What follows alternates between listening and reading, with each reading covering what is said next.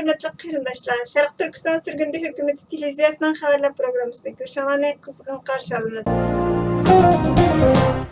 Türkiye Prezidenti Recep Tayyip Erdoğan, İslam Həmkarlıq Təşkilatının İqtisad və Savdo Həmkarlıq Daimi Komiteti 37-ci növbətlik ministerlər yığınına sinlik uçur yollab, biz Xitayning Şinjan Uyğur Avtonom rayonidagi Uyğur türklari və başqa musulmon asalliq millatlarning ahvoliga nihoyatda astoydillik bilan diqqat qilyapmiz. Biz namratlik, klimat masalasi və kelgusiga tahdid soladigan terrorlikni uzil-kesil hal qilish chorasini tepishimiz kerak. Xalqaro jamiyat Suriyadagi vahshiylikni to'xtata olmadi. Bizning Suriyaning zamin butunligini qo'g'dash va terrorlik tashkilotlarga qarshi kurashimiz davomlashadi dedi. Sharq Turkiston azaldan Xitoyning bir parchasi emas. Sharq Turkistondagi Uyg'ur va boshqa turkiy millatlar mustaqil Sharq Turkistonda tinch, xotirjam yashagan.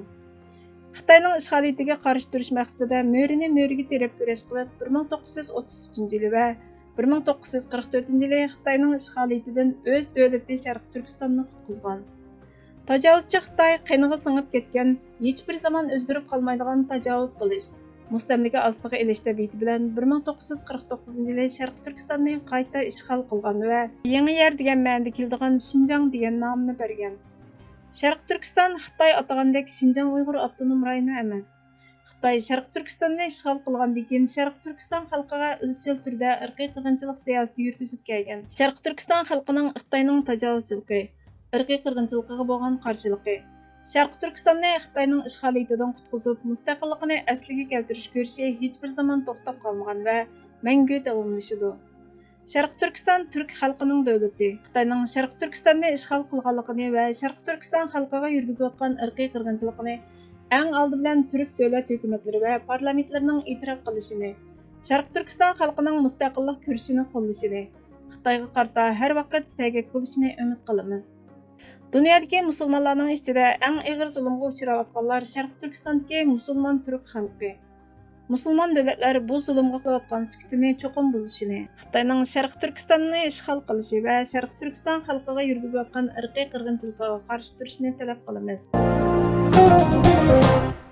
2021-yili 11-oydagi dokladda aytilishicha, 100dan ortiq xalqaro dаңlıq marka Uyg'ur majburiy emgakiga munosabatlik paxta mahsulotlarini setish xavfiga duch kelgan. Angliya Sheffield Hallam Universiteti Xalqaro adliya markazidagi Helena Kennedy xalqaro ta'minlash zanjirida kelish manbasi aniq bo'lmagan paxta to'g'risida yozgan dokladida Xitoyning 5 cho'ng ip va raq bilan ta'minlash zanjirining Sharq Turkistondan kelgan paxta ishlatayotganligini, yerim tayyor mahsulotlarni xalqaro vositachi ishlab chiqaruvchilarga eksport qilib, ularning tayyor paxta mahsulotlarini Amerikada bor bo'lgan markalarni o'z ichiga olgan, dunyoning har qaysi joylaridagi xalqaro markalarga avatadiganligini, paxta pishiqlab ishlaydigan bir qism asliyalarning turma yoki jazo lagerlarida ekanligini, bu jarayonda Sharq Turkistondagi paxtani 100dan ortiq xalqaro markaga tutashtiradigan zanjirsimon ta'minlash zanjirining xaritasini sizib chiqqanligini yozgan. Dokladning asosli avtori Angliya Sheffield Hallam Universitetining kishilik huquq va hozirgi zamon qo'l emgaki professori Laura Moffinning so'ziga qaraganda, Xitoydagi paxtaning taxminan 85% Sharq Turkistonda ishlab chiqarilgan.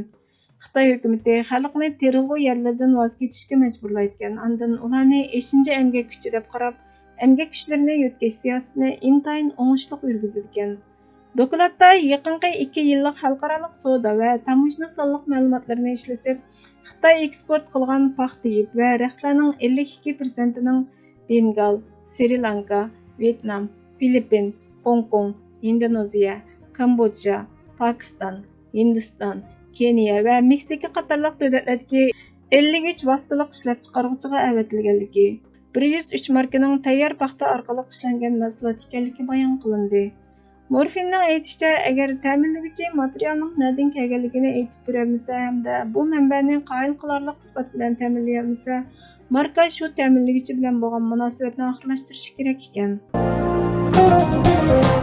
Uyg'urlar Sharq Turkistondan asta-asta yo'qolib ketamdi sanlavlik maqola 22 noyabr Forbes kanalida e'lon qilingan bo'lib, maqolada 2021-yili 11-oyda Amerika cho'ng qirg'inchilik xotira muzeyi irqiy qirg'inchilikning oldini olish markazining bizni asta-asta yo'qotib o'tadi nomli yangi dokladni e'lon qilib, dokladda Xitoyning Uyg'urlarga qilgan hujumini, ularning Sharq Turkistondagi Uyg'urlarning ahvoliga bergan bahosini, Xitoyning Uyg'urlarga qarshi irqiy qirg'inchilik siyosati yurgizayotganligini, Xitoyning irqiy qirg'inchilikning oldini olishdagi qonuniy majburiyatini ado qilmaganligini bayon qildi.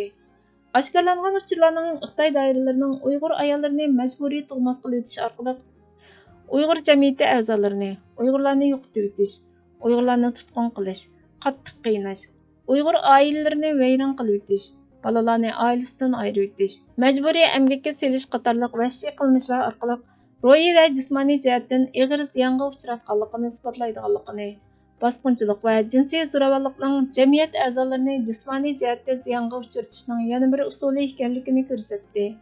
Dokladda Uyg'urlarning tug'ilishining oldini olishni maqsad qilgan bir qancha xil usul qo'llanilganligi yanama ilgirlagan holda oydinlashtirilib, bu usullarning Uyg'ur jamiyatining asta-asta yo'qolib ketishini keltirib chiqaradiganligi ta'kidlandi. Yangi dokladlar Sharq Turkistondagi Uyg'urlarning ahvoliga bo'lgan qonuniy analizning kun sayin o'sishini jazmlashtirdi. 2021 yili 2 oyda STK sud mahkamasi palatasining advokatlari tomonidan mushuningga o'xshash yakun chiqarilgan bo'lib, ular irqiy qirg'inchilik va insoniyatga qarshi turish jinoyatini o'zlarining qonuni orqali isbotladi.